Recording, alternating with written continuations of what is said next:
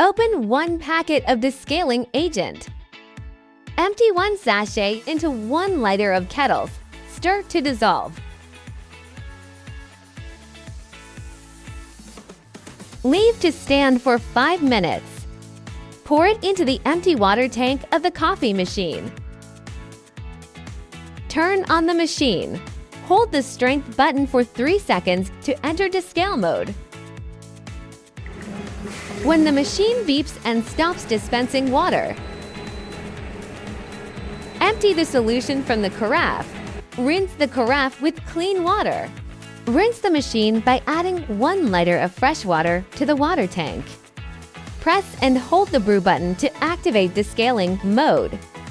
After the water stops flowing, empty the carafe and rinse it 1 more time.